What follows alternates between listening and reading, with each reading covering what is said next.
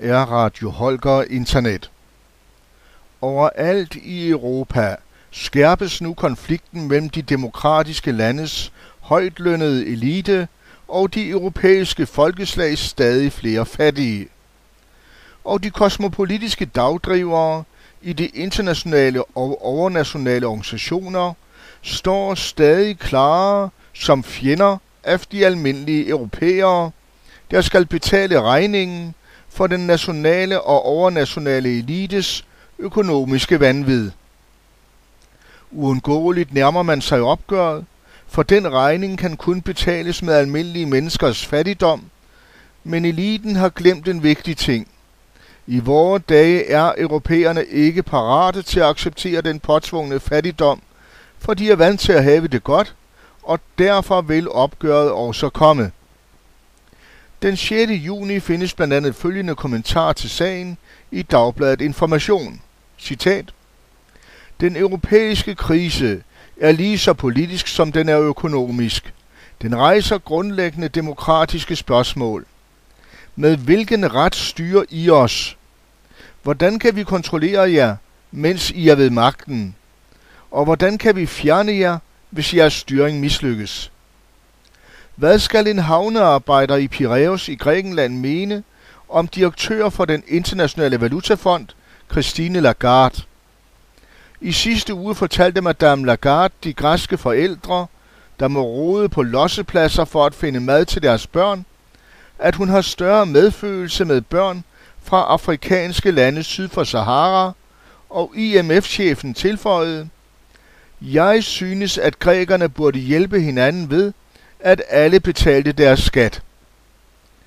Bevidstheden om, at hun ikke selv betaler 1 krone i skat, holdt hende ikke tilbage. Det internationale diplomati blev rystet over de græske anklager om hykleriet, der fulgte, da det kom frem, at Lagarde nyder godt af skattefrihed. Verden har tolereret en overgenerøs klausul fra Wienerkonventionen af 1961, der fritager diplomatiske repræsentanter fra skat i 60 år. Hvorvidt IMF-embedsmænd og andre diplomater betaler skat, har intet at gøre med eurozonens krise, lød protesterne. Men diplomaterne glemte, at når det er krisetider, kan frynsegoder, som ingen bemærker i almindelige tider, blive lige så utålelige, som skattefritagelser for aristokrater og gejstlige var for Frankrigs revolutionære i 1789. Citat slut. Ja, og de kosmopolitiske diplomater har tilsyneladende også glemt, hvordan det gik Frankrigs adel og rige borgerskab. Og det kunne ellers godt være en tanke værd. På skafottet måtte de rige betale for deres arrogance, og der er nok ingen tvivl om, at vore dages højtlønnede kosmopolitter også en dag vil komme til at betale for deres ødelæggelse af de almindelige europæers tilværelse. Der vil komme en dag, hvor de europæiske folkeslag opdager, at man sagtens kan undvære de kosmopolitiske dagdrivere. Ja, at det går meget bedre uden dem. Overalt i Europa er folket undertrykt af det elitære repræsentative demokrati, hvor politikere, finansfolk og erhvervsfolk rager til sig som vilde dyr, mens almindelige mennesker bliver stadig fattigere. Og dette kan ikke blive ved. Og når direktøren for den internationale valutafond, Christine Lagarde, ligefrem håner de fattige i Grækenland, så bliver det vist klart, at tiden nærmer sig, hvor de fattige i Europa må slå igen mod den kosmopolitiske overklasse.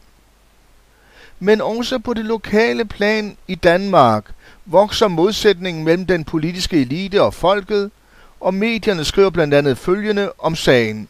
Citat: Halvdelen af toppolitikerne i landets kommuner er blevet truet eller chikaneret på grund af deres politiske arbejde.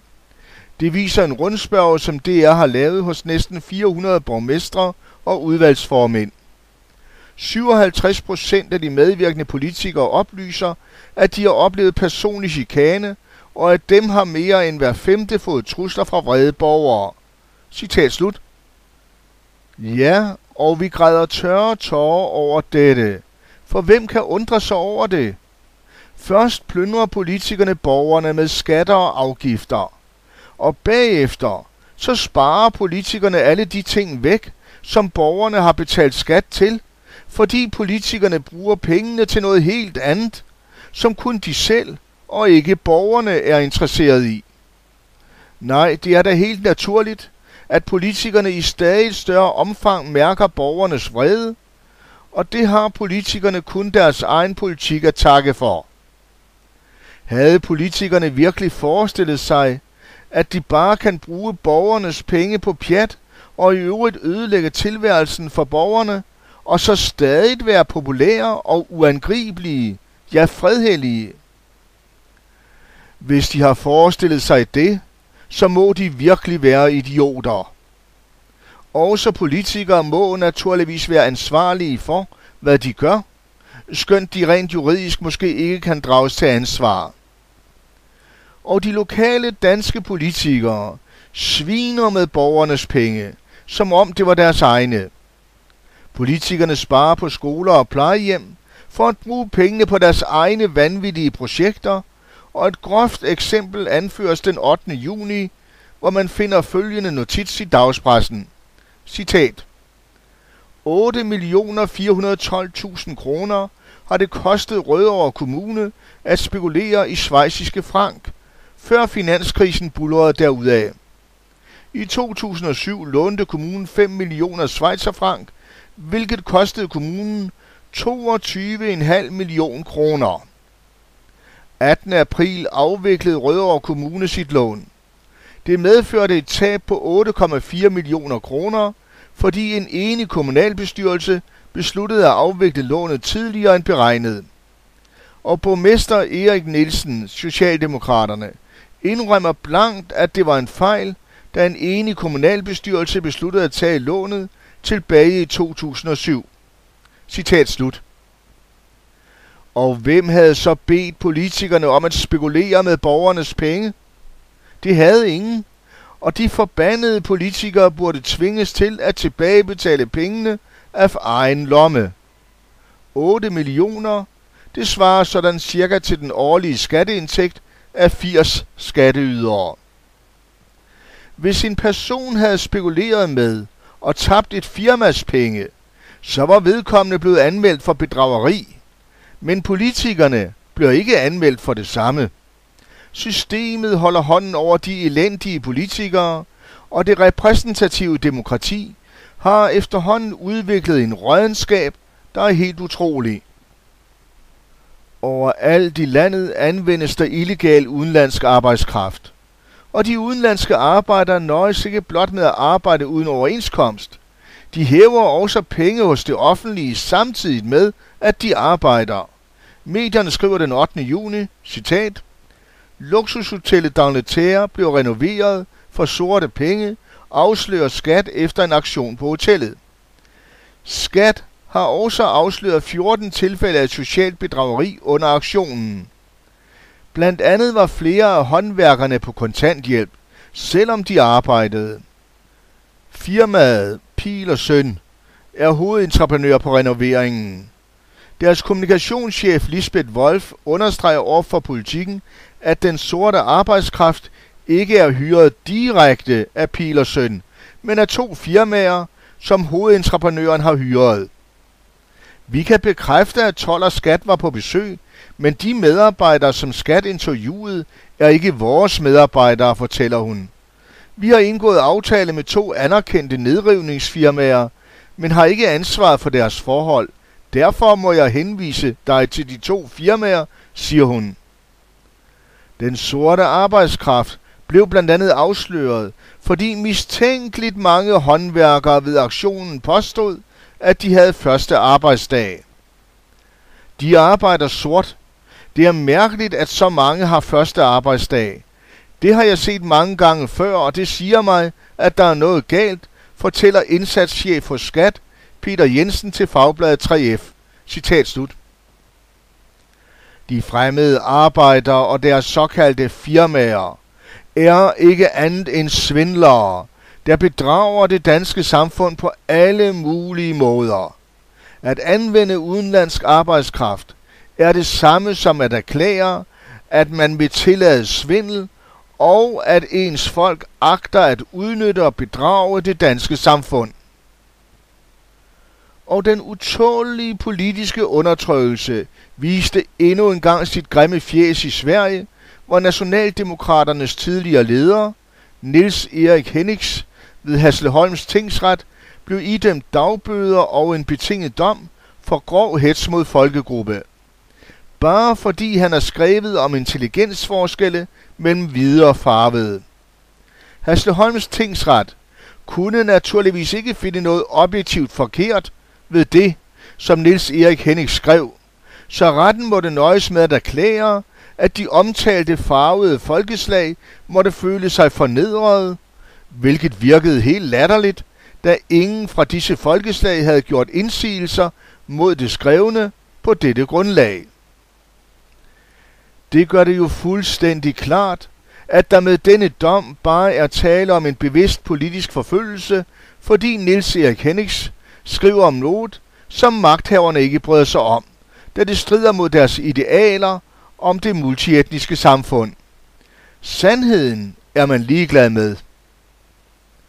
Men hver gang der falder en sådan dom, så bliver det noteret, for også i Sverige er der folk, der tænker på et fremtidigt opgør med det politiske system, som undertrykker dem. Det er en forrygt skik, at man lader de europæiske nationale fodboldhold bemande af lejede negre, asiater og sydamerikanere. For hvilken ære er der egentlig ved en sejr for det nationale hold, når det er bemandet med fremmede? Og mange tilskuere er der også imod denne uheldige tendens og giver højlydt udtryk for deres mishag. Medierne skriver den 7. juni, citat: De hollandske spillere blev mødt af abelyde på Wisla Krakows hjemmebane, da de trænede foran 25.000 tilskuere. På det hollandske hold er der således 3 negre, Affalay, Buma og de Jong, og det var dem, som abelydene var rettet imod. Træneren flyttede derefter spillerne til den modsatte side af banen, hvor der var mere arbejdsro. Nu har de lært, at de skal tage deres forholdsregler over for den slags, fortæller den hollandske journalist Martin van Beden. Vi er ikke så vant til det i Holland, men vi skal jo ikke gøre os bedre end dem. For 15-20 år siden var der nogle abelyde og bananer og den slags på de hollandske stadions. Ja, det må være 15-20 år siden. Men må ikke polakkerne også lære det på et tidspunkt, siger Van Beden fra den hollandske avis AD Sportwereld. Citat slut. Nej, vi tror da ikke, at polakkerne lærer at elske det multietniske samfund, og det er godt det samme, for det er også fra Østeuropa opgøret med indvandringen fra Afrika og Asien skal komme. Afrikanere og asiater har intet at gøre på de europæiske hold, og mange tilskuere gør opmærksom på dette faktum. 3 danske pensionister i Nordsjælland blev udsat for grove hjemmerøverier af en bande serbiske sigøjnere, der ifølge politiet også har begået talrige indbrud, tyverier og omfattende socialt bedrageri. Den ene af sigøjnerne, der sidder varetægtsfængslet i arresten i Slagelse, kræves nu udleveret til Tyskland, hvor han sigtes for rovmordet på en 75-årig pensionist. Flere medlemmer af sigøjnerklanen står ifølge tysk politi bag 7-8 hjemmerøverier i Sachsen i Tyskland og drabet på den 75-årige pensionist, der blev trampet i brystet under et hjemmerøveri, så han døde. De 4 tiltalte stilles snart for retten i Helsingør. Samtidig kræver tysk politi den ene af de tiltalte, den 21-årige VM, udleveret for drabet på den 75-årige pensionist. Tysk politi har fundet den 21-åriges DNA på drabsstedet. Og stadig flere indsatte i danske fængsler er udenlandske statsborgere. Ifølge tal fra Justitsministeriet og Kriminalforsorgen afsoner ikke mindre end 1100 udlændinge herhjemme, typisk for tyveri, røveri eller menneskesmugling. Det svarer til 27,5% af alle indsatte, og andelen stiger, selvom cirka en tredjedel er EU-borgere, som ifølge af et EU-direktiv burde afsone i hjemlandet. De kan imidlertid ikke flyttes, fordi en stribe lande ikke lever op til deres forpligtelser og nægter at tage imod dem. Hjemlandenes modvilje koster de danske skatteydere et 3-cifret millionbeløb hvert år og belaster fængsler og arresthuse, hvor det allerede kniber med pladsen. Udover at vi i forvejen er overbelagt, giver det store problemer med sprog- og kulturforskelle, og det er generelt svært at stille noget fornuftigt op med dem. Når vi resocialiserer folk, er det til det danske samfund, og det er svært at udsluse nogen, som skal hjem til et andet land, siger direktør for Kriminalforsorgen William Rensmann. Jo flere udenlandske indsatte man kan få til at afsone i hjemlandet, jo bedre, både for pladssituationen, dem selv og fængslerne. Justitsminister Morten Bødskov, Socialdemokraterne, har opfordret de andre lande til at stå ved deres forpligtelser. Jeg er meget tilfreds med, at størstedelen af EU's medlemslande efter vores vurdering vil have det her på plads inden udgangen af 2012. Men retsordføreren Peter Skaarup fra Dansk Folkeparti tvivler. Han ønsker i stedet direkte aftaler med de lande med flest borgere i de danske fængsler og vil om nødvendigt sende penge med til modtagerlandene. Vi skal sende et signal om, at man kommer hjem og afsoner, hvis man laver kriminalitet her. Især de østeuropæiske kriminelle har ikke respekt for danske fængsler. De opfatter det som en feriekoloni, siger han. Det koster samfundet op imod 640 millioner kroner årligt at holde 1100 udlændinge fængslet. Og så oplyser Poul Winther Jensen følgende, citat: En mand risikerer dødsstraf for Twitterbrug. En kuwaitisk mand risikerer at miste livet for påstået blasfemi mod profeten Muhammed på Twitter. Med 140 tegn til rådighed på Twitter risikerer en mand fra Kuwait at have underskrevet sin egen dødsstraf. Mandag modtager han sin dom for påstået blasfemi mod profeten Muhammed og for at have krænket monarkierne i Saudi-Arabien og i Bahrain. Pressechef i Amnesty International i Danmark, Ole Hoff Lund, mener, at der er tale om et helt horribelt angreb på menneskerettighederne. Det er en helt forrygt historie. Vi opfordrer Kuwait til at opgive sagen, fordi der ikke er nogen sag. Han har brugt sin ret til at udtrykke sine holdninger. Desuden er der tvivl om han overhovedet har gjort det, han er anklaget for, siger Ole Hoff Lund. Sagen begyndte, da en person angav ham og forlangte, at han skulle henrettes for at gøre sagen til et eksempel for andre. Selv erklærer den pågældende sig ikke skyldig, og han hævder, at hans Twitter-konto blev hacket og misbrugt i hans navn. I maj vedtog parlamentet en lovændring, der indførte muligt dødsstraf for blasfemi. Før lød maksimumstraffen på 10 år.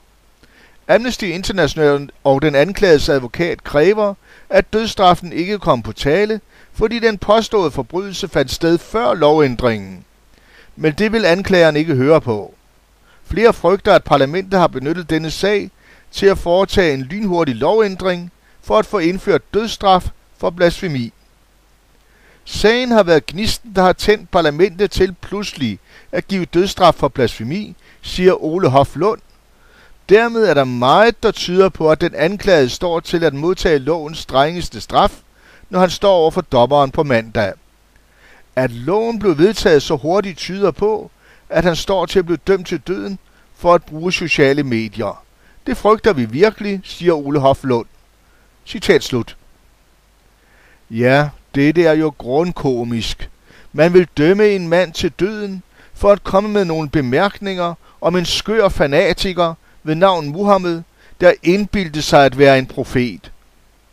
Man så hysteriet i islam allerede i forbindelse med de berømte Muhammed-tegninger, og dette hysteri er sandelig ikke blevet mindre med årene.